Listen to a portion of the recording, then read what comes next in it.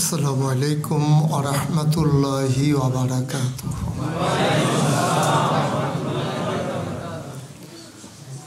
আলহামদুলিল্লাহ, আল্লাহ তাবারক ওয়া তাআলার দরবারে আমরা লাখ কোটি শুকরিয়া জ্ঞাপন করছি, যিনি আমাদেরকে সুদূর কোরিয়ায় দ্বীনের পরিচয় বহন করে ইসলামী তাহজিব তামদ্দুন হৃদয়ে ধারণ করে স্বকীয় চেতনায় এ অমুসলিমের দেশে মাথা উঁচু করে মসজিদের গম্বুজ দেখিয়ে দ্বীনের পথে অবিচল অটল থাকার তৌফিক এনায়েত করেছেন।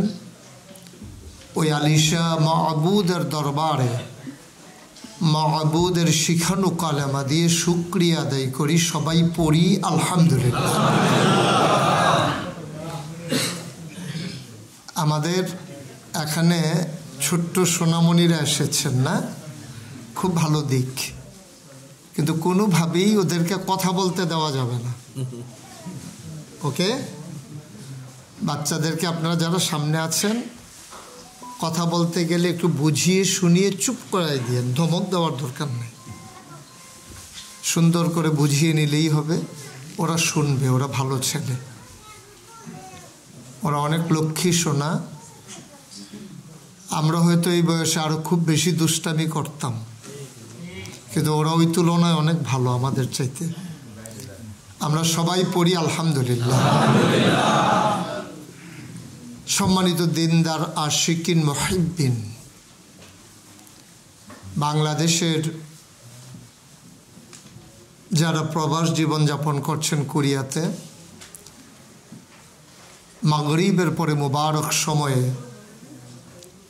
যিনি আমাদেরকে একত্রিত হয়ে দ্বীনের কথা শোনার তৌফিক এনায়েত করেছেন, এই জন্য মাহবুদের দরবারে শুকরিয়া আদায় করি, আবারও পড়ি আলহামদুলিল্লাহ। সবাই পড়ছেন? আপনি একটু কম পড়ছিলেন না? না, আওয়াজ করে পড়তে হবে তো সবাই, এনে চুপ করে থাকার দরকার নাই তো। আমি আবার ওই তাকায় তাকায় আওয়াজ করি তো, কে কি করে আমি কিন্তু দেখি। সুতরাং আপনি চুপ করে থাকবেন, আমার চোখ ফাঁকি দেওয়ার সুযোগ আপনার নাই, এক নাম্বার। দুই নাম্বার কথা হলো, আমরা যারা মোবাইল ধরে রেখেছি, না আওয়াজ শুনছি না রেকর্ড হচ্ছে, কারণ আমার রেকর্ড করার জন্য দেখেন কত কিছু প্রযুক্তি ব্যবহার করার পরে তারপরে এটা যায়। আপনি এভাবে যে ধরে আছেন, আমার কথাগুলো স্পষ্ট হবে না রেকর্ডে, তো অযথা আপনি না রেকর্ড হলো না কথা শুনলেন, দুইটার একটাও হইল না, তো লাভটা হইল কি? এই জন্য হাতে ধরে রেখেছেন যারা, বন্ধ করেন, সবার মোবাইলগুলো বন্ধ করে দেন, শুধু আমার দিকে তাকাইয়া থাকেন, তাইলে কথা শুনতে সহজ হবে। কারণ মানুষের মনোযোগ যেদিকে যায়, মানুষের নজর যেদিকে যায়, মনোযোগও সেদিকে যায়।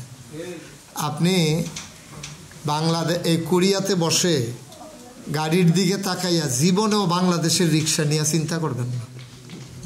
স্বাভাবিকভাবে আপনি তাকাই রয়েছেন গাড়ির দিকে, তো গাড়ির কথাই চিন্তা করবেন, রিক্সার চিন্তা মাথায়ও আসবে না আপনার। আবার বাংলাদেশের মেঠু পথে যখন রিক্সা চলে, ওই দিকে তাকাইয়া আপনি কোরিয়ার গাড়ি কেমনে চলে এই চিন্তা করে লাভ নেই, আসবেও না মাথায়। আপনি যখন মোবাইলের দিকে তাকাই থাকবেন, তখন আমার কথা আপনার ব্রেইনে ঢুকবে না, এটাই বাস্তবতা। কয় যে আমার ব্রেইন খুব শার্প। আপনার ব্রেইন যে এত শার্প, গত বৃহস্পতিবারে কি দিয়া ভাত খাইছেন জিজ্ঞেস করলে শেষ, আপনার মনেই নেই, কই খাইছিলেন এটাও মনে নেই, সুতরাং এত শার্প না। সুতরাং আমরা কারো বিরক্তের কারণ হব না, যতক্ষণ কথা শুনবো খরগোশের মতো কান খাড়া করে মাছের মতো নিষ্পলক নয়নে আমরা কথা শুনবো ইনশাআল্লাহ। আনোয়ার ভাইয়ের মতো আমরা পাশের লোকের সাথে কথা বলবো না। সবাই পড়ে না আমিন। এই জন্য আমার সভাপতি এবং আমাদের ছোটন ভাই, যিনি আমাকে মানে কিভাবে যে সময় দিতেছেন, মানে অস্থির হয়ে গেছেন আমার সাথে সময় আমার যেন কোনো কষ্ট না হয়। যে মানুষটি আষ্টে পৃষ্ঠে জড়িয়ে গেলেন, শেষবেলায় একটা কথা বলেছিলেন আজকে, যে দুনিয়াবি চাওয়া পাওয়ার ঊর্ধ্বে গিয়ে এই শ্রম দেওয়া তখনই সার্থক হবে যদি পরকালটা সুন্দর হয়ে যায়। সুবহানাল্লাহ বলবেন না? কত দামি কথা দেখছেন, কত দামি কথা, এ কথার ওজন কত। তো আমরা যারা এখানে আসছি, কোরিয়াতে আমরা ছাড়া আর বাংলাদেশের কোনো মানুষ নাই। কথা বুঝেন নাই? কোরিয়াতে আমরা ছাড়া বাংলাদেশের আর একটা মানুষও নাই। সবাইকে আমরা আসতে পেরেছি? আসতে পারি। তাইলে কি এটা আল্লাহ নবী কি বলছেন? আল্লাহ রসুল বলছেন, মাইয়ুরিদিল্লাহু বিহি খায়রান ইউফাক্কিহু ফিদ্দীন।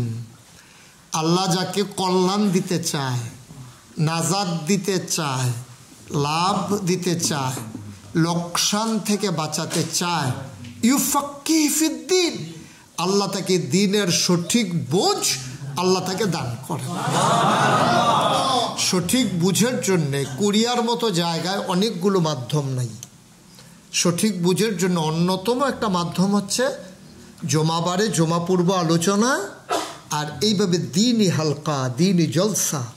এখানে আমরা দিন চিনব, দিন বুঝব, যেখানে দুদুল্যমানতা আছে একনিষ্ঠতা অর্জন করব, এবং আলোচনার পর থেকে দীপ্ত শপথ নিয়ে সেই অনুযায়ী নিজের জীবন চালাবো ইনশাআল্লাহ। রেজাল্ট কি আসবে? রেজাল্ট আসবে যখন আমি মরে যাব, মসজিদের মিনার থেকে যখন ঘোষণা আসবে মানুষটা নাই, ফেসবুকে যখন লেখালেখি হবে, সবাই মিলে কাফন পরিয়ে যখন দাফন করে দেবে মাটির কবরে, সবাই দেখবে মাটির কবর, আমি আপনি আমরা কবরে গিয়ে দেখব মাটির কবর মাটি নাই, মাটির কবর জান্নাতের টুকরা হয়ে গেছে। কি হবে দুনিয়ায় ফুলের মালা দিয়া, কবরে যদি হয় জুতার মালা? কি হবে দুনিয়ায় জুতার মালায়, কবরে গিয়ে যদি পাই ফুলের মালা? সুবহানাল্লাহ বলবেন না? আমরা তো দেখেছি ফুলের মালাওয়ালা মানুষগুলো কলা পাতার ভিতরে শুয়ে আছে। কি নির্মম, কি কষ্ট। টাকা জমাইছে, ভোগ করবে, এখন সেই টাকা কি হয়েছে জানেন? বউ একদিকে, সে আরেক জায়গায়, বাচ্চা কাচ্চা আরেক জায়গায়। সরকার এখন টাকাগুলো কীভাবে ফিরাইয়া নিয়ে আসা যায় ওই বুদ্ধি করতে আছে, খাইয়েও শান্তি নেই। এর চাইতে আমার রিক্সাওয়ালা অনেক আরামে আছে। রিক্সাওয়ালা সারাদিন রিক্সা চালানোর পরে যখন ঘেমে নিয়ে ওঠে, তখন এই রিক্সাওয়ালার বউ আঁচল দিয়ে তার ঘামগুলো মুছে দেয়, পাশে বসিয়ে গরম ভাত বেড়ে দিয়ে পাখা দিয়ে, হাত পাখা দিয়ে বাতাস করে, সে মজা করে খায়। খাওয়ার পরে সে যখন শুয়ে যায় আবার বাতাস করে। সে যখন ঘুমায় কোনো ট্যাবলেট লাগে না, কোনো ইঞ্জেকশন লাগে না, ঘুমের আওয়াজে মনে হয় সেলু মেশিন ফেল। মজা করে সে ঘুমাইতে আছে নখ ডাইকা। আলহামদুলিল্লাহ বলবেন না? তাহলে ভুগে শান্তি নাই, ত্যাগেই শান্তি। হারামে আরাম। সবাই বলেন হারামে আরাম। কিসে? ত্যাগে। ত্যাগ করার ভিতরে আরাম। তো আমরা যেহেতু এখানে এসেছি কথা শুনবো, আল্লাহ বলছেন, নবীজি বলছেন, মাইয়ুরিদিল্লাহু বিহি খায়রা ইউফাক্কিহু ফিদ্দীন। আর আল্লাহ বলছেন, ওয়াল্লাযীনা জাহাদু ফীনা লানাহদিয়ান্নাহুম সুবুলানা ইন্নাল্লাহা লামাআল মুহসিনিন। আল্লাহ বলছেন, ওয়াল্লাযীনা জাহাদু,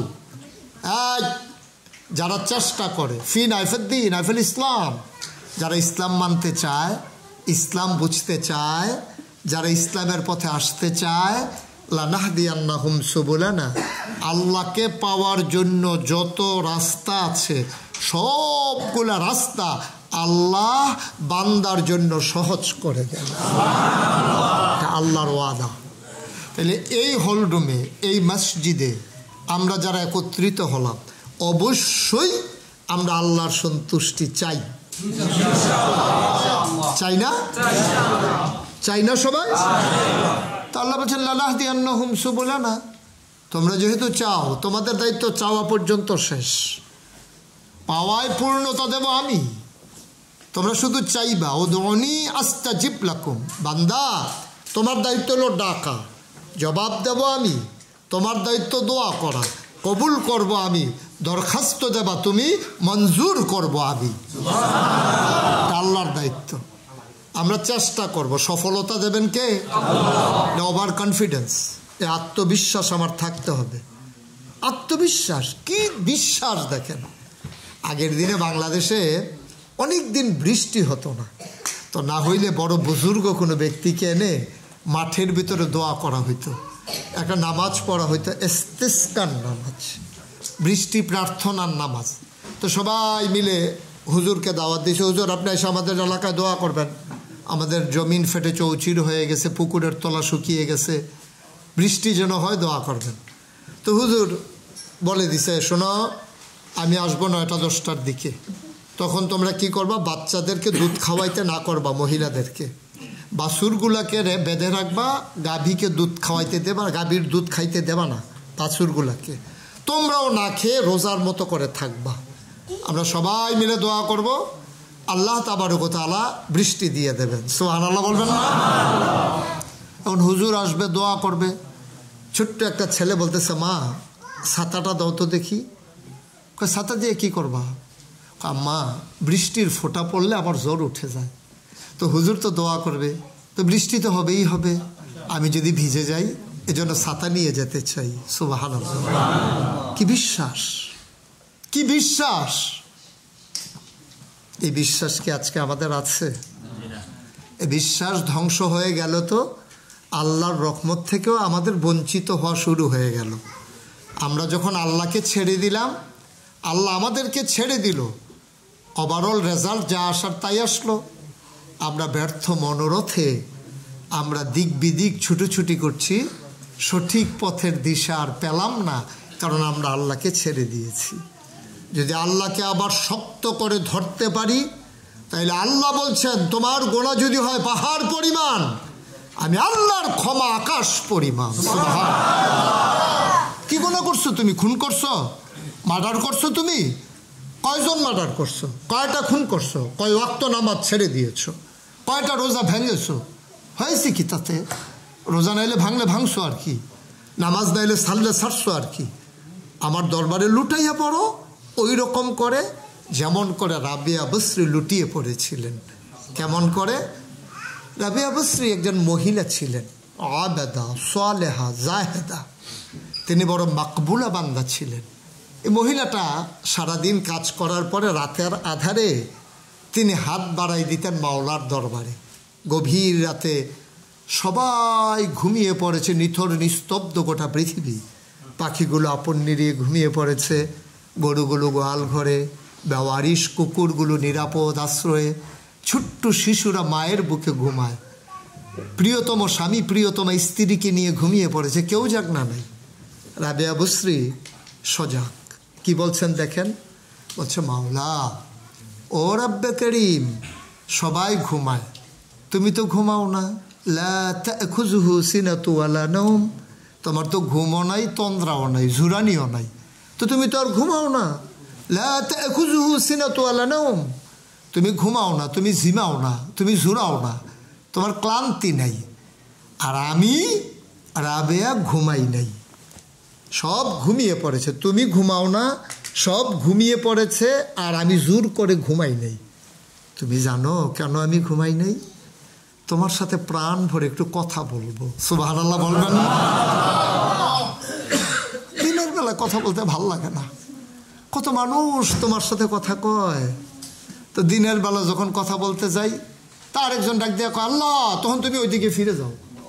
তা আমার দিকে তোমার পুরো মনোযোগ থাকে কি না আমি জানি না, যদিও আল্লাহর কুদরত এটা না, ওনার মতো উনি বলছেন যে আমি এই সময়টার জন্য অপেক্ষা করছিলাম, সবাই যখন ঘুমিয়ে পড়ে তুমি একা, আমিও একা। সুবহানাল্লাহ বলবেন না? আমি বলবো, তুমি শুনবা। মাওলা ও রব্বে করিম, আমি খুঁজে খুঁজে দেখেছি, খেয়াল করেন মূল কথাটা, আমি খুঁজে খুঁজে দেখেছি আমি ছাড়া তোমার আরো বান্দা বান্দির অভাব নাই। আমি ছাড়া তোমারে ডাকার মতো অনেক বান্দা বান্দি আছে, কিন্তু আমি খেয়াল করে দেখেছি তুমি ছাড়া আমার আর একটাও আল্লাহ নাই। সুবহানাল্লাহ, আমার আর একটাও আল্লাহ নাই, তুমি একটাই আমার আল্লাহ। বান্দা বান্দির তো অভাব নাই তোমার। তা আমি না ডাকলে আরেকজন ডাকবে, আরেকজন না ডাকলে আরেকজন ডাকবে, কিন্তু আমার কি ডাকার আরেকটা জায়গা আছে? তুমি তো আমার একমাত্র রব, তুমি তো আল্লাহ। তুমি আমার ডাক যদি কবুল না করো তাইলে একটা কাজ করো, আমার আরেকটা আল্লাহ দেখাই দাও যারে আমি ডাকতে পারি। সুবহানাল্লাহ বলবেন না? তো তুমি ছাড়া তো আমার আল্লাহ নাই, তো আমি ডাকবো কারে? তো আমার ডাক শুনতে হবে তুমি, আর আমি যা চাই তুমিই দিতে হবে, দেওয়ার মতো আর কেউ নাই তো আমার। আমি তো অসহায়, আমার আর কেউ নাই তো। দুনিয়ার মানুষ এক দরজায় ভিক্ষা না পেলে আরেক দরজায় যায়, কিন্তু আমরা যারা আল্লাহর দরজার ভিক্ষুক, আমাদের দ্বিতীয় দরজা কই? বেহায়ার মতো লাঠি দিয়ে ফিরেই দিল, ওই দরজাটাই আমাকে দাঁড়াই থাকতে হবে। এটাই আমার দরজা। আর আমার ওভার কনফিডেন্স, আমার আত্মবিশ্বাস, এটাই আমার আকীদা। উদউনি আস্তাজিব লাকুম, বান্দা তুই ডাক দে, সাথে সাথে আমি আল্লাহ তোর ডাক কবুল করে। এই বিশ্বাস আমাদের আছে সবার। বিশ্বাস যত তীব্র হবে, যত গাঢ় হবে, চাওয়ায় পাওয়াটা তত পূর্ণ হবে। আপনি কোনো সন্দেহ নিয়ে চাইয়েন না, দেয় না না দেয়, চাইতে আসি আর কি, দিলেও দিতে পারে, নাও দিতে পারে, তো সবই তো শেষ। আমার আর আছে কে যে দেবে? আপনি ছাড়া কি কেউ আছেন আমার? আপনি আল্লাহ তো, আপনি আমার একটাই আল্লাহ। আমি ডাকলেও আপনাকে ডাকি, চাইলেও আপনার কাছে চাই। এজন্য আমি না বলেছি, আপনি যখন আল্লাহ বলছেন কুল ইন্না সালাতি ওয়া নুসুকি ওয়া মাহইয়ায়া ওয়া মামাতি লিল্লাহি রাব্বিল আলামিন, আল্লাহ শিখিয়ে দিচ্ছেন তুমি বলে দাও। ও বান্দা, ও নবী, আপনি বলে দেন, আপনার উম্মতকে শিখিয়ে দেন, বলে দাও আমার নামাজ, আমার কুরবানি। দেখেন খুব সূক্ষ্ম কথা, মনোযোগের সাথে শুনতে হবে, যে আমার নামাজ, আমার কুরবানি, দুইটা কথা বলছে। আমার নামাজ, আমার কুরবানি, এরপরে কি বলে?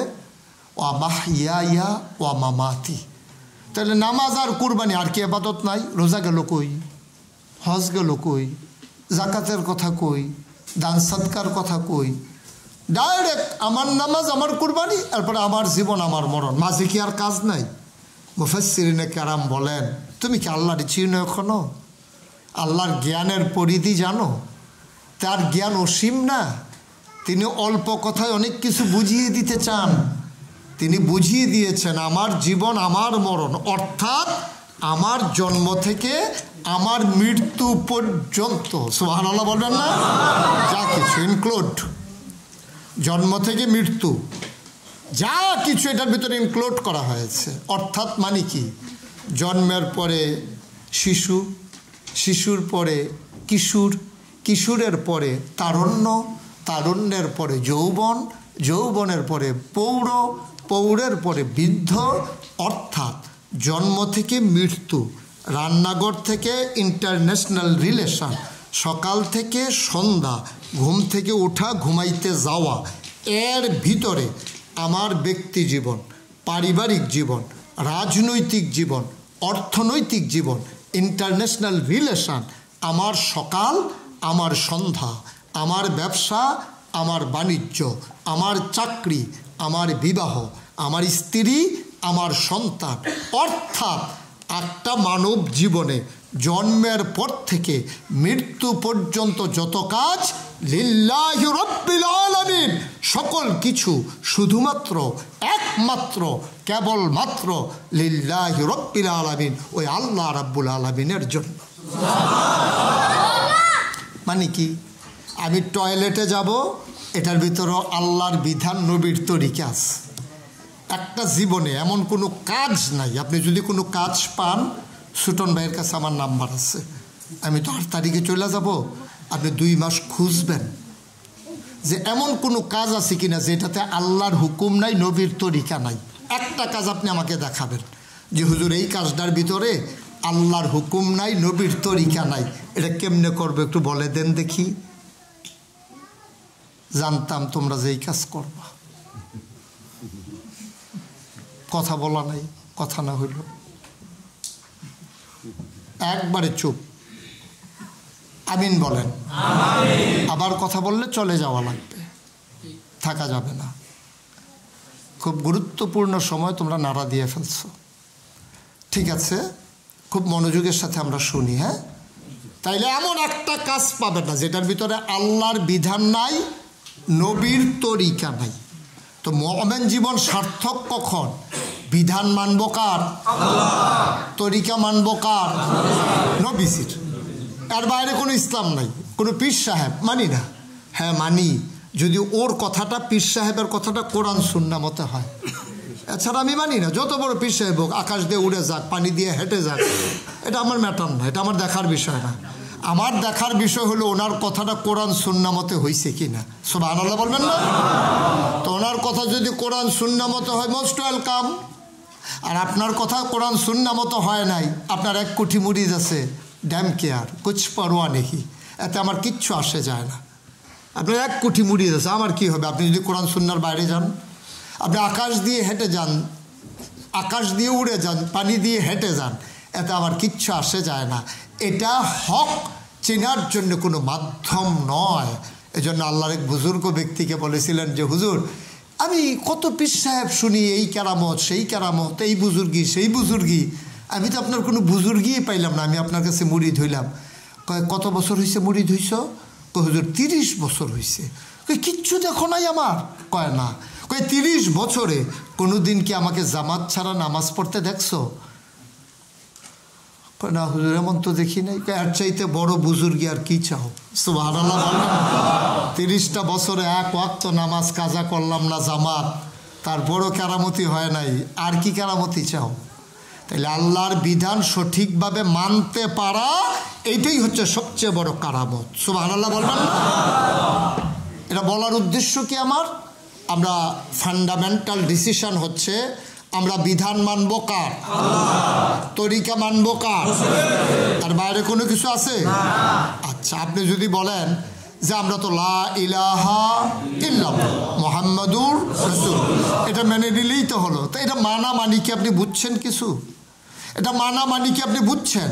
আপনি যখন বলছেন লা ইলাহা ইল্লাল্লাহ, এই কথাটাই তো নবীজি 1500 বছর আগে বলছিলেন। এই কথা নিয়ে তো সব দ্বন্দ্ব। এখন তো আর দ্বন্দ্ব নাই। আমি মুশতাক ফয়েজি যদি সারা রাত এখানে জিকির করি, কোরিয়ায় যারা বাংলাদেশে আছে তারা কি বলবে জানেন? আহা, কত বড় বুজুর্গ, সারাটা রাত ঘুম নাই, শুধু জিকির আর জিকির, সারা রাত মানুষটা ঘুমায় নাই। সকালবেলা কেউ আমার জন্য কম্বল নিয়ে আসবে, কেউ সিদ্ধ ডিম নিয়ে আসবে, কেউ তরকারি ভুনা করে হুজুরের জন্য রুটি নিয়ে আসবে। হুজুর সারা রাত খুব মেহনত করেছে। সুতরাং এটাই হুজুরের বুজুর্গি, লা ইলাহা ইল্লাল্লাহ। তা আমি লা ইলাহা ইল্লাল্লাহ বললে আমার কোনো শত্রু হয় না, বিরোধী হয় না, আমারে কেউ বাধা দেয় না, বরঞ্চ হাদিয়া দেয়, টাকা দেয়, মজার খাবার দেয়। অথচ নবী যখন বললেন লা ইলাহা ইল্লাল্লাহ, তখন আবু জেহেল মারতে যায়, আবু লাহাব পাথর মারে, নবীকে গালি দেয়, তাব্বা লাক ইয়া মুহাম্মদ, ও মুহাম্মদ তুমি ধ্বংস হও। অথচ মুশতাক ফয়েজি জিকির করলে কোনো বিরোধিতা হয় না, মসজিদের খতিব বিচে জিকির করলে বরঞ্চ আগ্রহ বাড়ে, আর নবীজি জিকির করলে মারতে ধরে, গালি দেয়। তাইলে বুঝে গেল মাঝি দিয়া জুজন মাইল একটা পার্থক্য আছে। ঠিক কিনা বলে? কেন আমি জিকির করলে বিরোধিতা করে না, নবী জিকির করার কারণে বিরোধিতা করলো কেন? এটা তালাশ করলে আপনি ইসলামের মূল মন্ত্রে দাখিল হতে পারবেন। এই জন্য আমাদের দেশে খণ্ডিতভাবে ইসলামটা মানুষের সামনে প্রকাশ হয়। খণ্ডিতভাবে ইসলামটা প্রকাশ হওয়ার কারণে আমরা ইসলামের মৌলিক শিক্ষা থেকে দূরে আছি।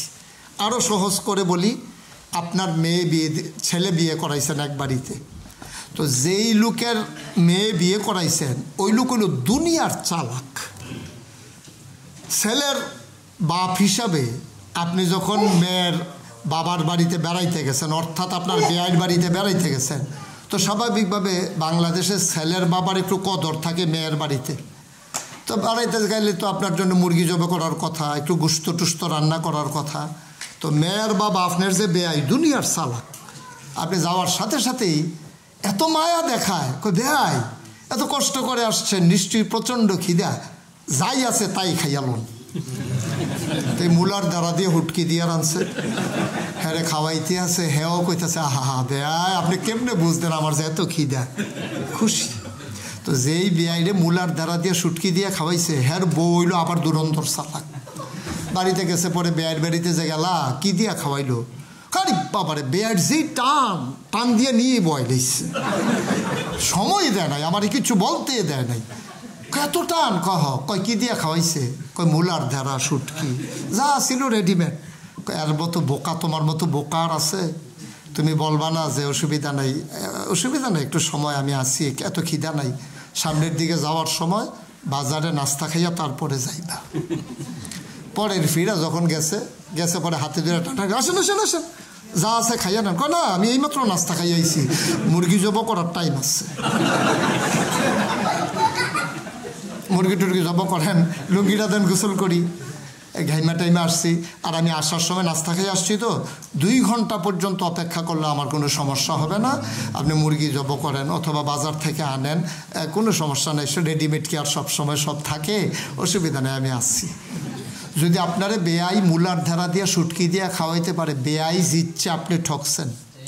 আর যদি আপনি মুরগি দিয়ে খাইয়ে আসতে পারেন, বেয়াই ন্যায্য অধিকারটা আপনি নিয়ে আসলেন, বেয়াই যেমন তেমনই হোক আপনি জিতে গেছেন। শয়তান আমাদেরকে কি করে জানেন, মূলার দ্বারা দিয়ে সুটকি দিয়ে খাওয়াইয়া মুরগিটা রাখা দেয়। আমরা জিকির আজকার তসবিহ তাহলিল নফল নামাজের ভিতরে লাগাইয়া আমাদেরকে মৌলিক জিনিস থেকে, ইসলামের মূল বিধান থেকে শয়তান আমাদেরকে দূরে সরাইয়া বেয়াইয়ের মতো জিতছে, মূলার দ্বারা দিয়ে খাওয়াই দিচ্ছে।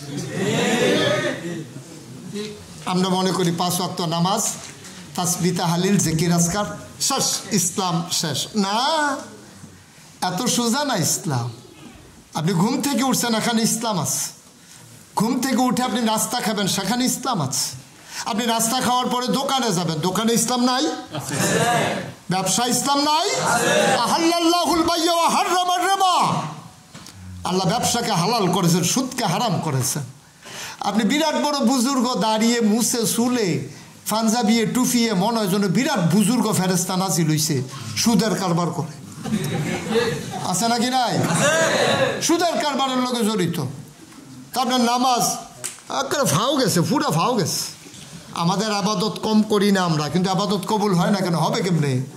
আপনার আবাদত কবুল হবে কেমনে? যেই টুফি মাথায় দিয়ে মসজিদে আসছে, এই টুফি তো সুদের টাকায় কিনা। তা আল্লাহ তো রহমান রাহিম, এই জন্য বাইর কইরা দিচ্ছেন। আর নাইলে কইল বারো মসজিদ থেকে বের হও, সুদখুর আউট। সুদখুর কোথাকার, টুফি কিনছে সুদের টাকা দিয়ে, আবার মসজিদ আইছে মুসল্লি হইয়া। আমরা হলে তো এটাই বলতাম। একটা মানুষের গায়ে খুব দুর্গন্ধ, পায়খানা লেগে আছে, মসজিদে আসলে ইমাম সাহেব কি বলবে? পায়খানা গায়ে লাগায় ভিতরে, মসজিদের ভিতরে ঢুকছে। পায়খানা গায়ে লাগাইয়া মসজিদে ঢুকা যত সহজ, এর চাইতে কোটি গুণ বেশি কঠিন ওই সুদ খেয়ে মসজিদে ঢুকা। ঠিক কিনা? পায়খানা নিয়ে ঢুকছে, ধুয়ে ফেললে শেষ। কিন্তু সুদখোর মায়ের সাথে 70টা গোনা সুদের, সর্বনিম্ন গোনাটা মায়ের সাথে জেনা করা। কোন মা? যেই মা পেটে ধরেছে। কোন মা? যেই মার বুকের দুধ 2.5 বছর খেয়েছেন। সুদখোর ওই মায়ের সাথে জেনা করা হলো 70 নাম্বার গোনা। এবার বুঝুন 70 নাম্বার গোনা কত, 68 নাম্বার গোনা কত, এবার হিসাব মিলান। আমাদের যে নামাজ কাজ হয় না, হবে কেমনে? আমরা যে ঠকছি, ঠকবো না কেন? শয়তান কয় যা আছে রেডিমেড খাইয়ালো। আর আমরাও বোকার মতো যা আছে রেডিমেড খাইতে আছি, বেআইরে আর মুরগা জবর টাইম দিছি না। আজকে আমরা বোকা থাকবো না, আজকে আমরা বুদ্ধিমান হয়ে যাব। জীবনের এমন কোনো ক্ষেত্র নাই যেখানে ইসলাম নাই। সব জায়গায় ইসলাম আছে। আপনার ব্যবসা, আপনার চাকরি, আপনার বাণিজ্য, আপনি এক রুমে থাকবেন, লেনদেন, ওঠা বসা, চলা ফেরা, সব কিছুর ভিতরে ইসলাম আছে। এখন আপনারে করছে কি শয়তানে? 2-3টা দোয়া দিয়া আর 2-3 রাকাত নামাজ দিয়া বয়াই দিছে। বইয়া থাকো, মসজিদেতে বাড়িও না। আবার অনেক মসজিদে দেখবেন লেখা আছে দুনিয়াবি কথা বলা নিষেধ। মসজিদটা কি দুনিয়ার বাইরে নাকি বেড়া? মসজিদে তো দুনিয়ার ভিতরে। এটা কি আসমানও ঝুলা রয়েছে নাকি মসজিদ? মসজিদে দুনিয়াবি কথা বলা নিষেধ। তো দুনিয়াবি কথা মসজিদে না বললে আপনি ব্যবসা শিখবেন কেমনে? সূর্যে খাওয়া যাবে না, এগুলো শিখবেন কেমনে, জানবেন কেমনে? দুনিয়াবি কথা বলা নিষেধ, একটা বাজে কথা। দুনিয়ার সকল কথা হবে মসজিদে, এটা হবে আমার সংসদ। সুবহানাল্লাহ বলবেন না? তো দুনিয়াবি কথা বলা নিষেধ। মানে শয়তানের যত টেকনিক আছে সব টেকনিক আমাদের উপরে এসে ভর করছে। এখন শয়তান জিতছে, আমরা ঠকছি। শয়তান জিতে গেছে, আমরা হেরে গেছি। তাইলে এটা আমরা সিদ্ধান্ত নিলাম। হ্যাঁ, এবার আসেন আমি যেটা বলতে চাই, আল্লাহ কেন আমাদেরকে বানিয়েছেন এটা আমরা একটু জানবো। হ্যাঁ, আল্লাহ বলছেন ওয়ামা খালাকতুল জিন্না ওয়াল ইনসা ইল্লা লিয়াবুদুন। আমি জিন এবং মানুষকে বানাতাম না, শুধু বানিয়েছি একটা কারণে, আল্লাহর ইবাদত করার জন্য। সুবহানাল্লাহ বলবেন না? তাহলে আমরা ইবাদত করব কার? আর আমরা ইবাদত বলতে বুঝে নিলাম কি নামাজের নাম শুধু ইবাদত? কথা বলেন, শুধু নামাজের নাম ইবাদত? শুধু রোজার নাম ইবাদত? ব্যবসার নামও কি? চাকরির নাম কি? বিবাহের নাম কি? ইবাদত। আর আপনি বিয়ের সময় মসজিদের সভাপতি, মসজিদ কমিটির সভাপতি, কি সুন্দর, ওনার জন্য আলাদা জায়নামাজ সহ আছে মসজিদের ভিতরে। উনি না আসলে একামতে দেওয়া নিষেধ। এত মর্যাদা, এত সম্মান। ওনার মাইয়া বিয়া করাবে, বাড়ির ভিতরে গান বাজতে আছে। এরকম হয় না বোধ হয় না? মসজিদের সভাপতি, ওনার মাইয়ার বিয়েতে বাড়িতে গান বাজতে আছে। তো ইমাম সাহেব তো খুব বুদ্ধিমান মানুষ, তো ইমাম সাহেব জিজ্ঞেসে, সভাপতি সাহেব গানটা কোন বাইত? উনি তো জানেন, জানাও ঘুরাইয়া হিট করছে। সভাপতি সাহেব মসজিদের তো আওয়াজ শোনা যায়, গানটা কোন ভাই? আর সভাপতি তো বুঝ জ্বালাইছে যে একেবারে হিট করছে, তো পেনাল্টি শট, কুদ্দুর সাইডে দিয়ে গেলে গোল। ইমাম সভাপতি চুপ করে রয়েছে। তো ইমাম সাহেব তো নাচুর বান্দা, কই গানটা কোন বাইত বাজতে আছে? কই ফলা পাইনি। উনি না, ফলা পাই না, ওনার মত নাই, ফলা পাই না। আপনি আব্বা, আপনি বাপ, লজ্জা নাই, শরম নাই আপনার? আপনার ছেলেরা আপনারে ডিঙ্গাইয়া গান বাজায়, আপনি বন্ধ করার অথরিটি নাই। আপনি বাপ হিসাবে ব্যর্থ, আপনি বাপ হিসাবে ফেল মেরেছেন। আপনি ফলাফাইনের উফরে দিয়া বাইত গান লাগাই দিছেন। এখন আপনি বেঁচে আছেন, মরে যান নাই। যেই ছেলে আপনার কথা কয় না, আপনার কথা শুনে না, আপনি তার সন্তান না, আপনার সন্তান সে, এটা নতুন করে হিসাব মিলানো দরকার। ঠিক কিনা বলেন? আমার বাচ্চা আমার কথা শুনবে না, আমি মুসলমান, আমি বাপ, আমি ফেল মেরেছি। আমার স্ত্রী আমার কথা শুনবে না, আমি মাথার ঘাম পায়ে ফেলে কুড়িয়াতে অমুসলিমের দেশে আমি টাকা কামাই করবো, একটা সেকেন্ড ফাঁকি দেওয়ার সুযোগ নাই। আর আমার বউ বেপর্দা হইয়া বাংলাদেশে বাজারে মার্কেটে মার্কেটে ঘুরবে। আমি কেমন স্বামী? আমি কেমন স্বামী? আমি টাকা কামাই করবো আমি, আর সাজবা তুমি রিক্সাওয়ালার জন্য, সাজবা তুমি তালতো ভাইয়ের জন্য, সাজবা তুমি খালাতো ভাইয়ের জন্য। আমি যখন দেশে যাই তোমার দেখলে মনে হয় যেন হগিন্নি বেডিও এতে সুন্দর। আমার জন্য তোমার কোনো দরদ নাই। নাকের ফুল, কানের দুল, গলার মালা, হাতের মালা পাঠাইলাম আমি, দেখলো খালাতো ভাই। ঠিক কিনা কন? ওই যে আমাদের দেশে একটা কথা আছে না, ডিম ফাড়ে হাসে মজা মারে বাগদাসে। ডিম ফাড়ে হাসে মজা মারে বাগদাস, মানে হাসে ডিম পারছে খাইয়া ফেলছে বাগদাস। আমি আমার বিবাহিত স্ত্রী, কেন আমি কন্ট্রোল করতে পারলাম না? কেন আমি এত কষ্ট করলাম? আমি জীবন পানি করলাম। এর চাইতে দেশের ভিতরে আমি রিক্সা চালাইতাম, বউ নিয়ে ঘুমাইতাম। একটু সুখের জন্যই তো আমি বিদেশে এসেছি। আমি আসার সময় মাকে রেখে এসেছিলাম। বিদেশে আসার সময় আমি মাকে রেখে এসেছিলাম। আসার পরে আমাকে বলে না, আমি তো মহাপাগল ছেলে, আমার কেউ খবর কয় না। 3 দিন ধরে আমার ঘুম হয় না। আরে মায়ের কথা বারবার আমার মায়ের কথা মনে পড়ে। মায়ের সেই সুন্দর মুখ, মায়া ভরা চোখ। আমাকে কেন জানি স্বপ্নে আমি চমকে উঠি, থমকে দাঁড়াই। আমার মায়ের কথা এত মনে পড়ে কেন? রাতের বেলা ফোন দিছে তার স্ত্রীর কাছে, এই আম্মারে দাও তো একটু মোবাইলটা, একটু কথা বলবো আম্মার সাথে। মা তো নাই। বউ কি কয়, আম্মা ঘুমাই গেছে, পরে কথা বলি। কারণ আমি এখন কথা বলবো, আমি 3 দিন ধরে ঘুমাইতে পারি না, আমার মাকে ফোন দাও। এখন স্ত্রী কাঁদতেছে। ছেলে যে আশঙ্কা করেছিল তাই হয়েছে। ছেলেকে, মা কাঁদো কেন?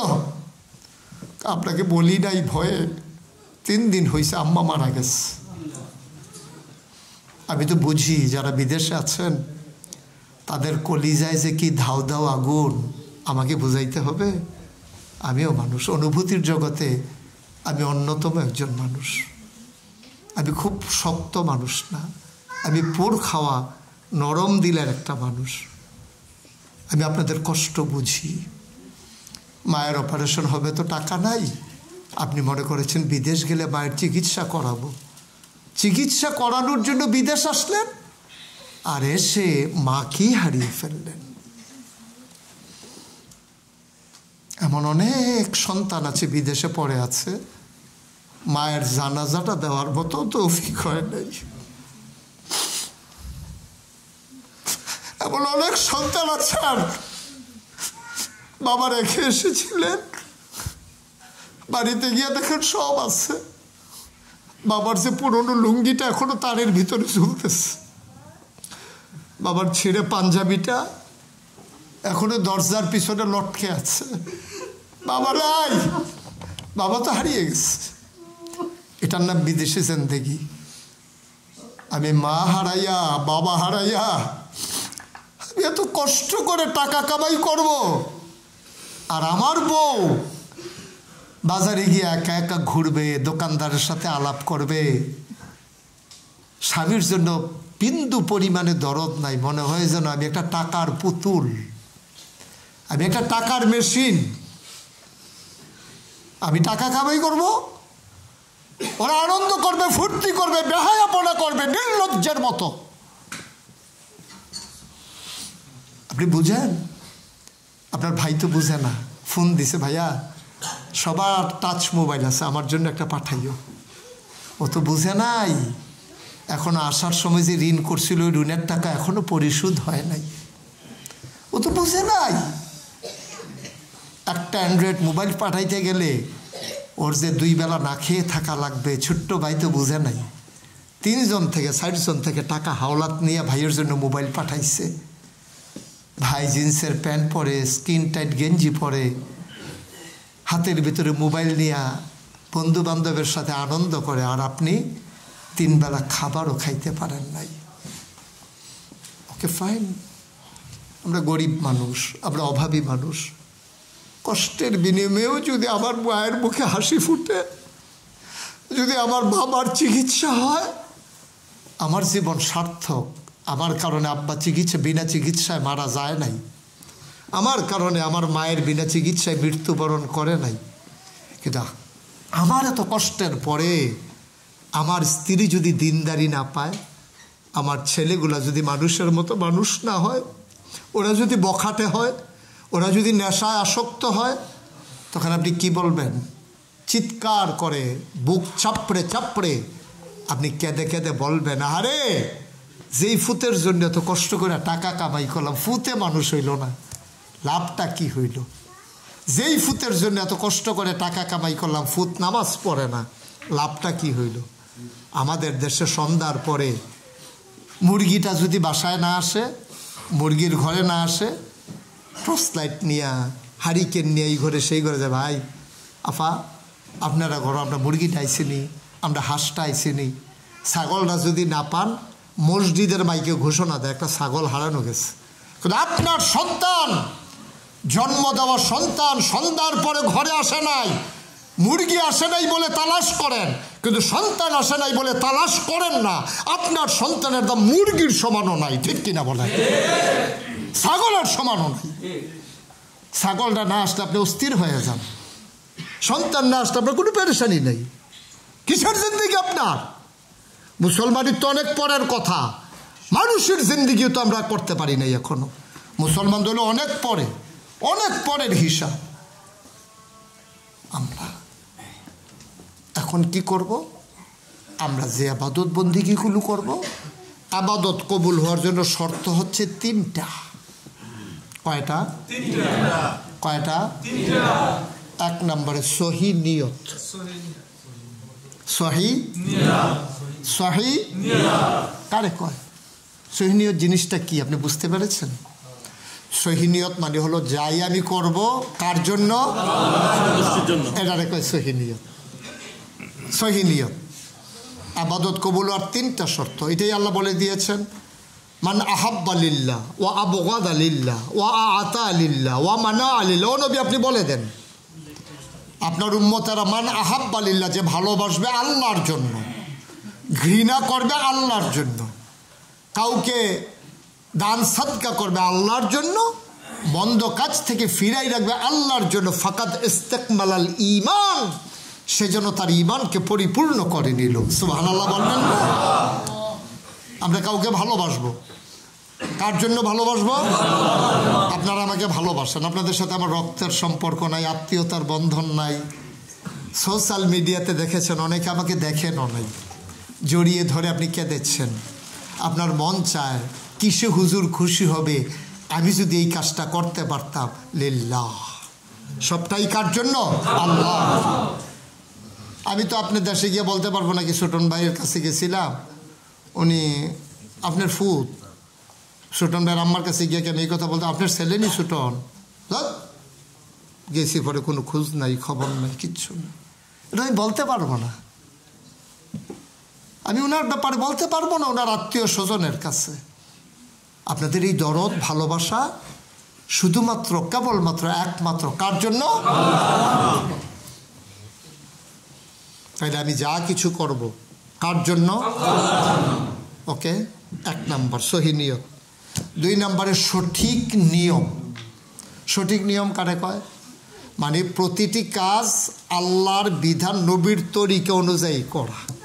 লাকাদ কানা লাকুম ফি রাসূলিল্লাহি উসওয়াতুন হাসানাহ। আল্লাহ বলছেন তোমাদের জন্য হচ্ছে নবী মডেল, তিনি আইডল, তিনি আইকন, তিনি নমুনা। কীরকম নমুনা? তুমি কেমনে হাঁটবা, নবী যেভাবে হেঁটেছেন। তুমি কিভাবে খাবা, নবী যেভাবে খেয়েছেন। তুমি কিভাবে সংসার করবা, নবী যেভাবে করেছেন। তাইলে টোটাল তোমার জিন্দেগির জন্য তিনি মডেল, আইডল, আইডল।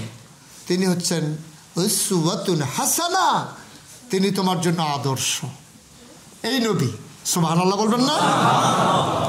এখন নবীর তরিকার বাইরে আপনার কোনো ইসলাম নাই। যত সুন্দর লাগুক, যত ভালো লাগুক, না এটা আমার না, এটা আমার না, এটা আমার দিন না। আমার দিন হচ্ছে নবীজি যেটা দিয়ে গেছেন, এটা আমার দিন। আর বাইরে আমার কোনো দিন নেই। সুবহানাল্লাহ বলবেন না? হ্যাঁ, এখন নবীজি সাহাবাদেরকে টয়লেটে যাওয়া শিখায়। কিভাবে টয়লেটে ঢুকবে? সাহাবারা যায়, এদিকে আসো, সব লাঞ্জনে আসো। সবাই গেছে পরে এভাবে বাম পা দিয়ে ঢুকবা, এভাবে বসবা, টয়লেটে ঢুইকা তারপরে লুঙ্গি আলগি দেবা যতটুকুন দরকার। শীতকালে ঢিলা, পেছন থেকে সামনের দিকে প্রথমটা মুছবা। গরমকালে টয়লেট পেপার সামনের থেকে পেছনের দিকে প্রথমে মুছবা। কি সাইন্টিফিক! এখানে যেহেতু সবাই অ্যাডাল্ট, বয়স্ক, এটার জন্য বলতেছি, নাইলে বলতাম না। শীতকালে মানুষের যে অঙ্গ প্রত্যঙ্গগুলো আছে এগুলো চুপসে যায়, সিমে যায়, মিশে থাকে। এই জন্য শীতকালে যদি আপনি পিছন থেকে সামনের দিকে ঢিলাটা টান দেন, তাইলে আপনার গোপন অঙ্গে ময়লা লাগার সুযোগ নাই, যেহেতু এটা উপরে উঠে থাকে। সুবহানাল্লাহ বলবেন না?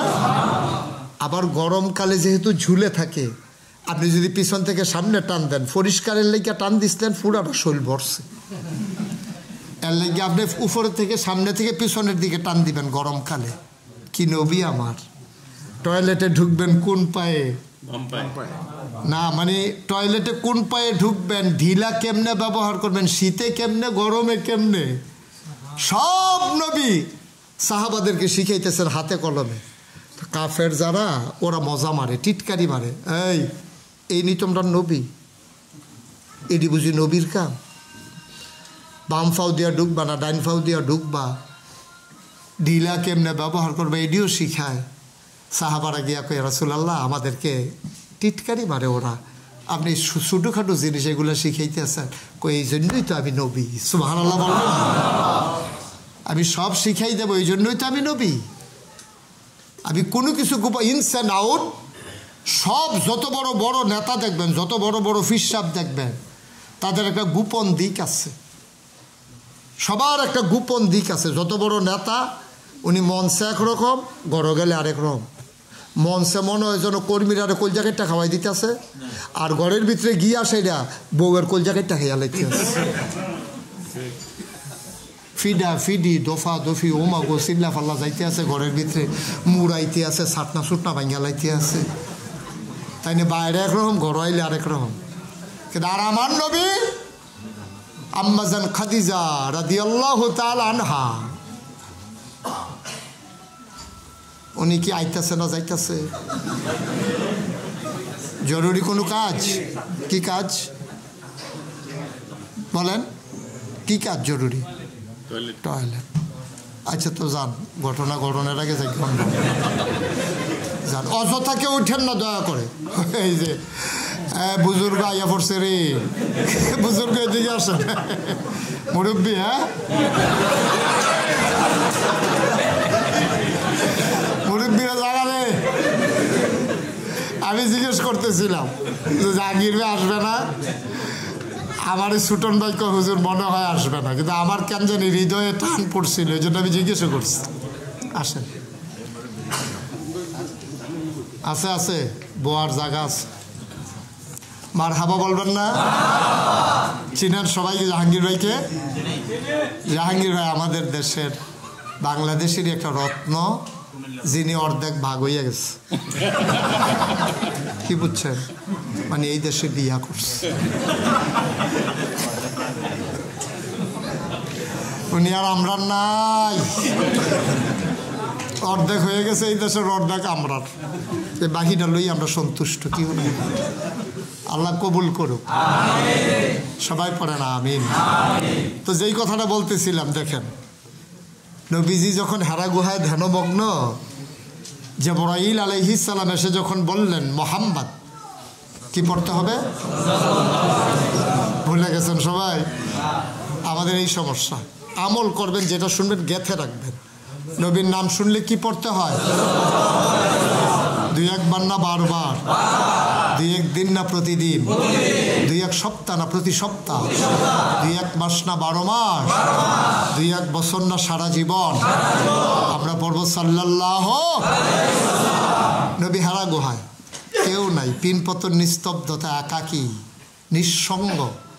জিবরাইল এসে বললেন আসসালাতু ওয়াসসালামু আলাইকা ইয়া রাসূলুল্লাহ, আসসালাতু ওয়াসসালামু আলাইকা ইয়া হাবিবাল্লাহ।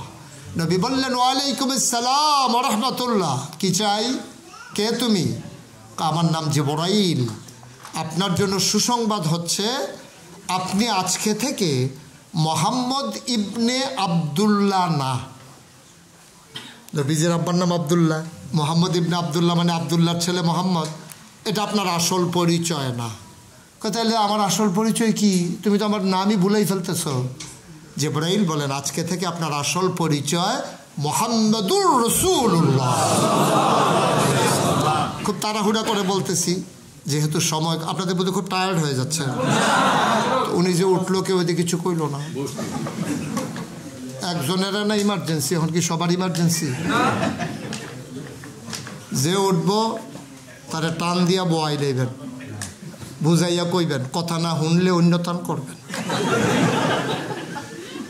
আমিন বলেন। জিবরাইল আলাইহিস সালাম যখন এই কথা বললেন, নবীজি দৌড়ে কার কাছে গেলেন প্রথম? ওনার স্ত্রী, জীবন সঙ্গিনী, প্রিয়তমা স্ত্রী খাদিজার দরবারে গিয়ে ঢুকলেন। তো খাদিজা তো খুব নজর করে, আদর করে, বাচ্চার মতো লালন পালন করে নবীজিকে। দেখেই বুঝে ফেলছে কিচ্ছু একটা ঘটনা ঘটছে। ভয়ে থরথর করে নবী কাঁপতেছেন, গাল হয়ে গেছে লাল, চোখগুলো বড় বড়। আম্মাজান খাদিজা জিজ্ঞেস করলেন, মোহাম্মদ, স্বামীর নাম ধরে ডাকা সৌদি আরবে এখনো দোষ না, তখন তো নবীর নবুয়ত প্রকাশ পায় নাই, খাদিজা তো জানেন না। বলছে, মোহাম্মদ, আপনি কি, কেউ কি আপনাকে কিছু বলেছে? কেউ কিছু করেছে আপনাকে? আপনি কেন ভীত সন্ত্রস্ত? নবীজি বললেন, খাদিজা, আল্লাহর এক ফেরেশতা জিবরাইল এসে আমাকে বললেন আমি নাকি নবী। সুবহানাল্লাহ বললেন না? আম্মাজান খাদিজা একটা সেকেন্ড দেরি করলেন না, ভাবনার অতল গহীরে হারিয়ে গেলেন না, সাথে সাথে কি জবাবটা দিলেন? অবশ্যই আপনি আল্লাহর নবী। এটা কি দেখা নাকি না দেখা? দেখা না দেখা? দেখা। 15 বছর ধরে দেখছে না নবীজিরে? নবীর বয়স এখন 40, বিয়ে করছে 25 বছর বয়সে। এখন আম্মাজান খাদিজার 55, বিয়ে করছে 40 বছর বয়সে। এখন দেখা শূন্যা চল্লা ফিরা থাইকা খাইয়া এক লগে কয় বছর? একজন মানুষ চিনতে কি 15 বছর লাগে নাকি? দেখা শূন্যা জান্না কি বলল? অবশ্যই আপনি নবী। সুবহানাল্লাহ বলবেন। নবী চমকে উঠলেন, তিনি থমকে দাঁড়ালেন, তিনি আশ্চর্যান্বিত হয়ে গেলেন। বলতেছেন, তুমি কিভাবে বুঝলা আমি যে নবী? ফেরেশতা বলে সেটা ভিন্ন কথা, তুমি বুঝলা কেমনে? তুমি কোনো জিজ্ঞেস করলো না কবে থেকে নবী, কার জন্য নবী, কে বানাইছে নবী, লাস্টিং করবো কয়দিন, কোনো কিছু না জিজ্ঞেস কয় অবশ্যই নবী। এটাকে পাগলামি নাকি? কই পাইছো এই কথা? আম্মাজান খাদিজা চোখের পানি ছেড়ে দিলেন। নবী গো, আপনি কি ভুলে গেছেন সেই দিনের কথা? 25 বছর বয়সে 15 বছর আগে আমার সম্পদ ছিল, সম্পদগুলো কাজে লাগানোর মতো কর্মঠ কোনো লোক ছিল না। আমি অসহায় এক নারী ছিলাম। আমার 2 স্বামী থেকে টাকা পাইছি, আমার বাবা থেকে টাকা পাইছি, টাকাগুলো পরে ছিল, কাজে লাগাইতে পারছিলাম না। আমি মক্কার জনে জনে জিজ্ঞেস করেছিলাম, ভালো একটা মানুষ নাই, আমানতদার একটা মানুষ নাই, যার মাধ্যমে আমি টাকাগুলো কাজে লাগাইতে পারি? সম্মিলিত কণ্ঠে একটা নামই উঠেছিল, মুহাম্মদ। একটাই মানুষ আছে, নাম কি তার? সাল্লাল্লাহু আলাইহি ওয়াসাল্লাম। তখন আমি আপনার ব্যবসার কাজে লাগাইছিলাম। ও নবী, আমারকে আপনি জানেন? আপনি আমার সম্পর্কে কতটুকুন জেনেছেন? আমি মানুষকে ইজ্জত দিতে জানি। আমি আপনার মতো বংশাবলী, কোমল চরিত্রের, নিষ্কুলুষ চরিত্রের একটা মানুষকে মরুপ্রান্তরে ব্যবসার জন্য একাকী ছেড়ে দেই নাই। আমি আমার একটা কেনা গোলাম আপনার খেদমতের জন্য পাঠাই দিছিলাম। ওকে বলছিলাম ওনার খেদমত করবা আর খেয়াল করবা মানুষটা কেমন। আমি যাচাই করেছিলাম সেই দিন। তো আসার পরে ডিড হয়েছিল, পুঁজি আমার, শ্রম আপনার, লাভ যা হবে 50-50, এই বিশ্বাসে চুক্তি হয়েছে। ব্যবসা করে আসার পরে ওই বছর মক্কায় যতজন ব্যবসায়ী গেছিল, সাথে নবীজিও গেছিল, সবাই মিল্লা যত টাকা লাভ করছে, নবীজি একা সবার চাইতে বেশি লাভ করছে। পুরা কাফেলা যত, নবী একাই তার চাইতে বেশি। আম্মাজান খাদিজা এত খুশি হইলেন, সাথে সাথে 2 ভাগ করে দিলেন লাভটাকে। বেশি কিছু টাকা লাভটা দেওয়ার পরে বেশি কিছু টাকা নবীর হাতে উঠাই দিলেন উপহার। সুবহানাল্লাহ বলবেন না? নবীকে বিদায় করে দিলেন। ওই গোলামকে ডাকলেন, হ্যাঁ এদিকে আসো, মানুষটা কেমন? তোমাকে যে বলছিলাম খেয়াল করতে, কি দেখেছ? খাদিজা, মানুষটা কেমন বলতে পারবো না, তবে 4টা জিনিস আমি অতি আশ্চর্য দেখেছি, যেটা অন্য কোনো মানুষের জীবনে দেখি নাই। কই কি দেখছো? 1 নম্বরে আমরা দেখতাম, খেয়াল করে দেখতাম, উনি রোদের উপর দিয়ে দৌড়াই হাইটা যায়, গরম লাগে না। আমরা যখন মাথা ফেটে যাবে এমন ভয়, তিনি রোদের উপর দিয়ে হাইটা যায়। তা আমরা চিন্তা করতাম, কি ব্যাপার, মানুষটা এভাবে রোদের উপর দিয়ে যায়, ওনার কোনো ক্ষতি হয় না? আমরা উপরের দিকে তাকাইয়া দেখতাম, নবী যেদিকে যায় একটা মেঘের টুকরা তার মাথার উপর দিয়া ছায়া হয়ে সাথে সাথে। এটা আমি দেখেছি। কার কি দেখেছ?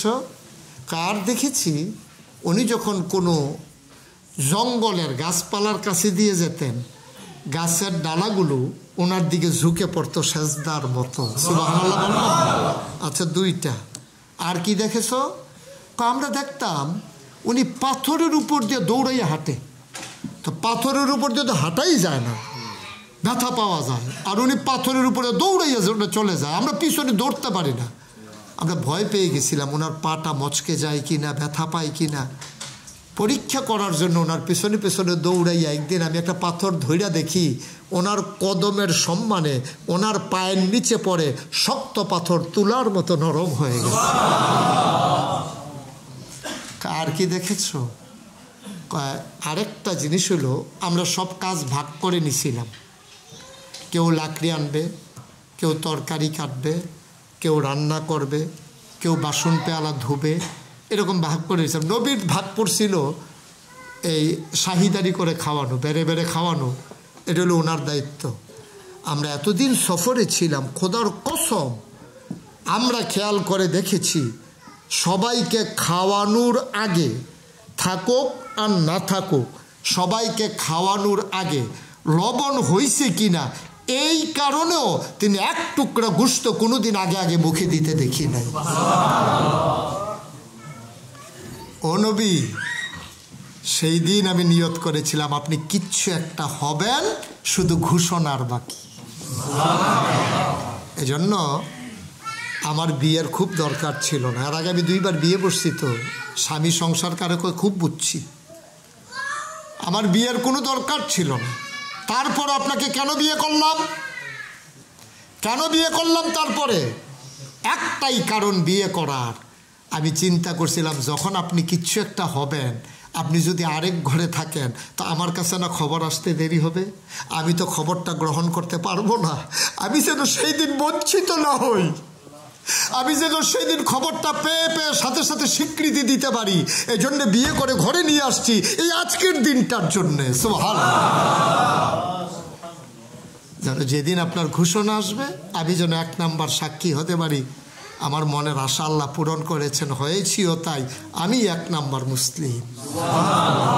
আমার আগে কেউ দাওয়াতও পায় নাই, গ্রহণও করতে পারে নাই। আপনি কি ভেবে দেখেছেন ইসলাম কারে? নবীজি জিজ্ঞেস করলেন, খাদিজা, আচ্ছা তুমি আমার মাঝে কি এমন গুণ দেখলা যে সাথে সাথে স্বীকার করে নিলে আমি নবী? তা আপনার ভিতরে আমি 4টা জিনিস দেখছি যেটা মক্কার কোনো মানুষের মাঝে এখনো নাই। কই কি দেখছো? আপনি কখনো আমানতের খেয়ানত করেন না। সুবহানাল্লাহ বলবেন না?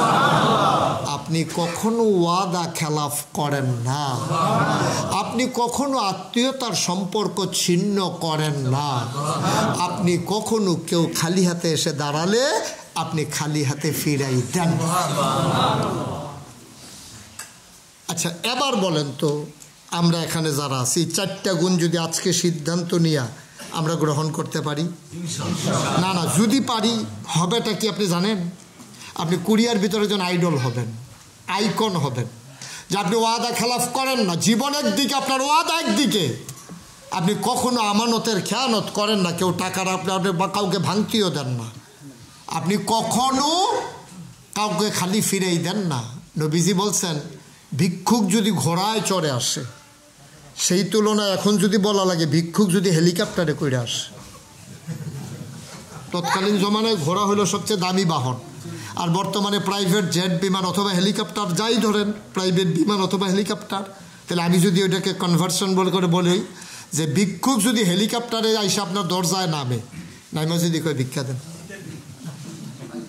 ভিক্ষা দেন, আপনি এই কথা বলতে পারবেন না, বেয়াদব কোথাকার, হেলিকপ্টার দিয়ে ঘুরে ঘুরে ভিক্ষা করে পারে। জীবনে হেলিকপ্টার দেখছি না, তে হেলিকপ্টার দিয়ে ভিক্ষা করে, বাট আমি দাম কয়টে, তুই হেলিকপ্টারের ভাড়া কত? না, দরকার নাই আপনার বলার, আপনার কাছে চাইছে আপনি সাধ্য অনুযায়ী দিয়ে দেন। আহারে কি নবী আমার, কি ইসলাম না? তাফসির ইবনে কাসির, একটা বিখ্যাত তাফসির আছে, ইবনে কাসির দামিশকি রহমাতুল্লাহ আলাই, উনি এটা লিখেছেন। এটার ভিতরে একটা সুন্দর একটা হাদিস পাইছি, আপনাদের নড়াচড়ার জন্য আর শোনাই যাইতে পারলাম না। উঠেন না, উঠেন, আবার উঠেন, বন, উঠেন, বন। কইছি নড়াচড়া করেন না, সিফা দিয়ে বইয়া থাকেন। হ্যাঁ, মনে করছো অন্য হুজুর। এখনো টেরে পাইছে না কোন হুজুরের সামনে আইয়া পড়ছে। সিফা দিয়া বইয়া থাকেন। শেষ কথাটার দিকে যাইতে আছে নবীজির কাছে। খুব মনোযোগ, হ্যাঁ, একেবারে গভীর মনোযোগ। আমরা এর ভিতরে কেউ বিরক্ত হব না, করব না। নবীজির কাছে এক সাহাবা আসছে অজপাড়াগা থেকে, নিবৃত পল্লী বর্ডার বেল্ট থেকে এসেছে। আয়সা বলতেছে, আহা, নবীজির কাছে আয়সা বলতেছে, ইয়া রাসূলুল্লাহ চিনতে পেরেছেন? কয় না, চিনলাম না তো। ও চিনবেন কেমনে? আমার বাড়ি কি এখানে? আমার বাড়ি গ্রামে। কত? আমি আপনার উম্মত, সাহাবা। ও নবী, সাহাবা মানি তো আপনি আপনার সাহাবা তো? আপনি হলেন আমার রুহানি পিতা, আপনি হলেন আমার আব্বা, আর আমি হইলাম আপনার সন্তানের মতো। তা খুশির খবর দেওয়ার জন্য আসছি। কই, কী খুশির খবর? আমার একটা মেয়ে আছে, বিয়ের উপযুক্ত হয়েছে, ভালো একটা ছেলে পাইছি, মাশাআল্লাহ, 5 ওয়াক্ত নামাজ পড়ে, গোনার কাজের সাথে জড়িত হয় না, বদরের যুদ্ধে অংশগ্রহণ করেছে, খুব ভালো একটা ছেলে, লম্বা টম্বা, দেখতে শুনতে সুঠাম দেহের অধিকারী। ছেলেটারে পাইয়া মেয়েটারে বিয়ে দিয়ে দিছি। নবী কয়, আলহামদুলিল্লাহ, খুশির খবর, অবশ্যই খুশির খবর। এবার সাহাবা কি কয়ে যান দেখেন, সম্পর্কটা দেখেন, নবীর সাথে সাহাবার সম্পর্ক দেখেন। সাহাবা মুস্কি হাসি দেয়া কই, ইয়া রাসূলুল্লাহ, আমি যদি আপনার ছেলে হই, তা আমার মেয়ে তো আপনার নাতিন, তো নাতিনের বিয়ে হই না, খুশি হইলে সার্ব কিছু দিতেন না? সুবহানাল্লাহ বলবেন না? কোনো উপহার দিবেন না আপনার নাতিনের বিয়েতে? নবী খুব বিব্রত বোধ করলেন। পকেটে হাত দিয়া দেখে কিচ্ছু নাই, ঘরে খবর নিয়ে দেখে কিচ্ছু নাই। লজ্জায় নবীর চেহারাটা লাল হয়ে গেছে। নবীজি নিজেকে সামলে নিলেন, বললেন, যাও, আমি তো আজকে পারলাম না, আগামীকালকে আসবা 10টা 11টার দিকে। যদি দেখো আমি আরাম ফরমাচ্ছি, দরজা বন্ধ, নক করবা দরজায়। এটা তোমার আমার গোপন সংকেত। আমি তো ঘুমাইলে কেউ ডাকে না, তুমি ডাকবা, অনুমতি দিলাম। তুমি টোকা মারলে আমি বুঝবো তুমি এসে গেছো। আসার সময় ছোট্ট একটা শিশি আর একটা কাঠি নিয়ে আসবা। ওকে, ফাইন। সাহাবা চলে গেছে। মেয়ে বলতেছে, আব্বা কিছু দেয় নাই? কয়, কালকে যাইতে বলছে। কি নিতে বলছে? কালকে? কয়, একটা শিশি আর একটু কাঠি নিতে বলছে। মেয়ে ধুইয়া টুইয়া পরিষ্কার করে বাবার হাতে দিছে। পরের দিন সকালবেলা রওনা দিছে। 9টা 10টার দিকে এসে দেখে দরজা ঠিকই বন্ধ। নক করলেন। নবীজি দরজা খুলে সহাস্য বদনে হাসি মুখে বললেন, আহলান সাহলান মারহাবা, মোস্ট ওয়েলকাম, আমার ঘরে তোমাকে স্বাগতম। সুবহানাল্লাহ বলবেন না? আমরা যদি কেউ এর কই যে আজ যত টেহা নাই, তুই যে হাওলাত চাইছিলি কালকে আইস, ভিতরে ভিতরে নিয়ত কি তা না আইলে ভালো হয়। পরের দিন যখন আইসে, কি তারি ঘুমায় না, কইসি দেখ করে টাইম মতো ইয়া বইয়া রিসত বেড়া গিয়া বা। নবীজি কি বললেন? আহলান সাহলান মারহাবা, মোস্ট ওয়েলকাম, আমার ঘরে তোমাকে স্বাগতম। সুবহানাল্লাহ বলবেন না? সাহাবা ঢুকলেন। শিশি আনছো?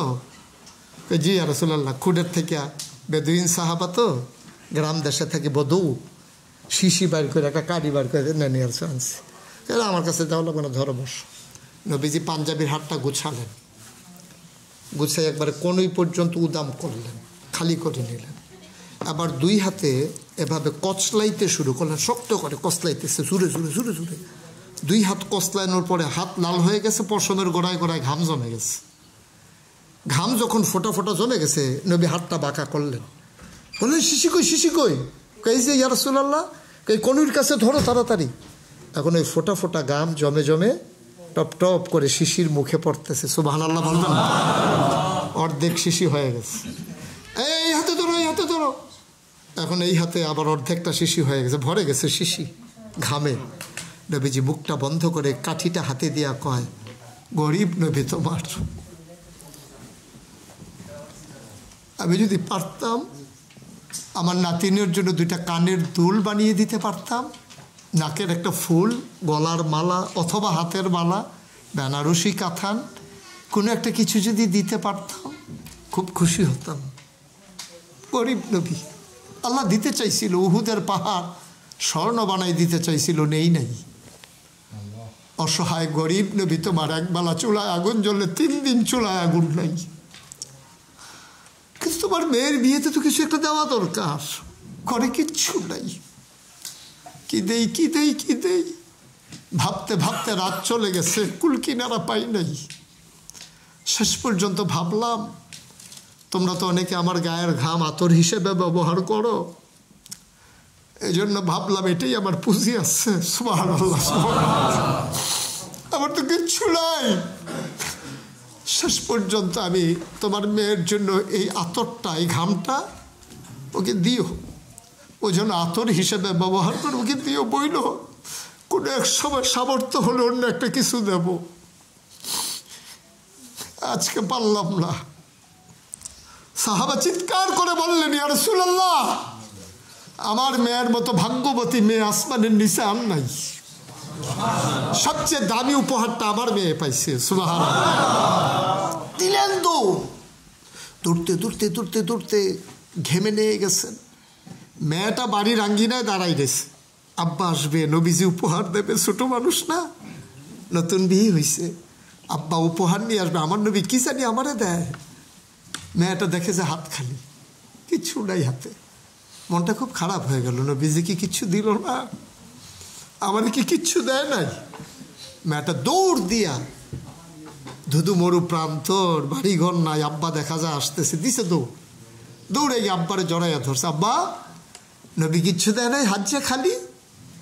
বাবা কাঁদতেছে আর বলতেছে, ও মেয়ে, তোর কপাল বড় ভালো, অনেক দামি জিনিস পাইছস। কই হাত তো খালি, লুকাই রাখছি। লুঙ্গির খুঁট থেকে ছোট্ট শিশিটা বের করলেন, চতুর্পাশ সুগন্ধে ভরে গেল। বলে, আব্বা এটা কি? নবীর গায়ের পসিনা মুবারক, খাম, তোমার বিয়েতে নবীজি উপহার দিচ্ছেন। মেয়েটা খপ করে শিশিটা ধইরা চুমু খাইলেন, কপালে লাগাইলেন, চোখে মুখে লাগাইয়া 1 ফোঁটা বের করে পুরা শরীর মাখলেন।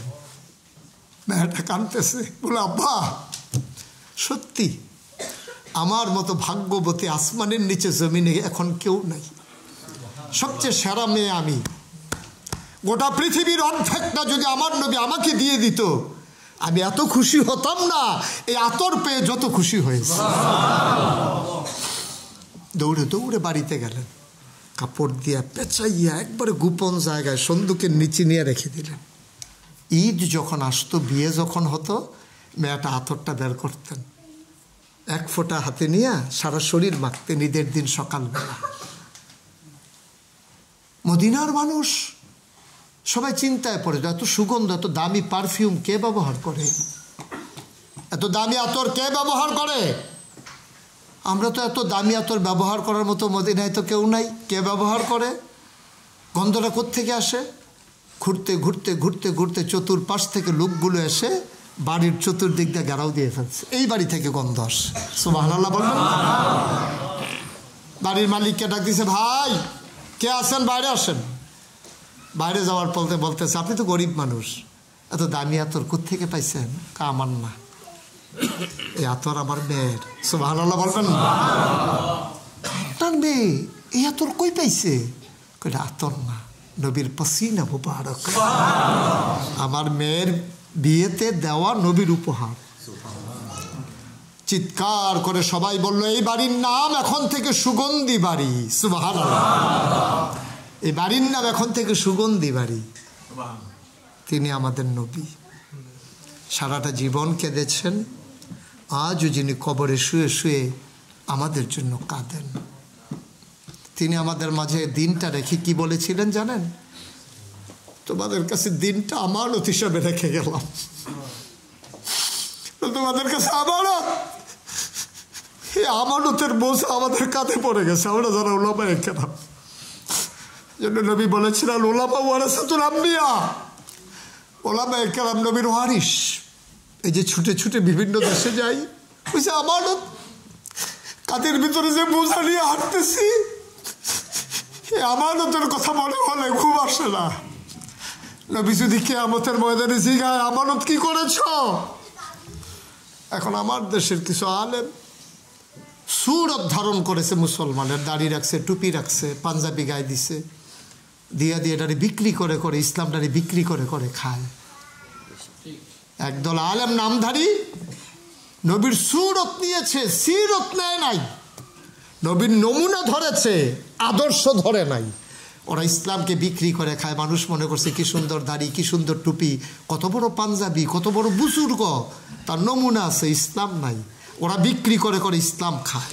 আর কিছু মানুষ ওরা সুরত এবং সিরত নমুনা এবং চরিত্র ধারণ করে, ওই মানুষগুলো নিজের জীবনের বিনিময়ে হলো ইসলামকে সর্ব জায়গায় দেখতে চায়। ঠিক কিনা বলেন? এই জন্যে যারা দ্বীনি চেতনায় যারা উদ্বুদ্ধ, তারা মনে করে আমার জীবনের সব জায়গায় আমার আল্লাহ, আমার নবীর অংশ আছে, আমার ইজ্জতের ভিতরে ইসলামের অংশ আছে। আমি বেজ্জতি হতে পারবো, ইসলামকে বেজ্জতি করার অধিকার আমার নাই। আমি না খেয়ে থাকতে পারবো, কিন্তু ইসলামকে কলঙ্কিত করার অধিকার আমার নাই। আমার দুশ্চরিত্রের কারণে মানুষ যদি টিটকারি মারে, আজ মুসলমানের বাচ্চারা এমনই হয়, তাহলে আমি গজব করে দিলাম ইসলামকে। মনে রাখতে হবে আপনি মুসলমান।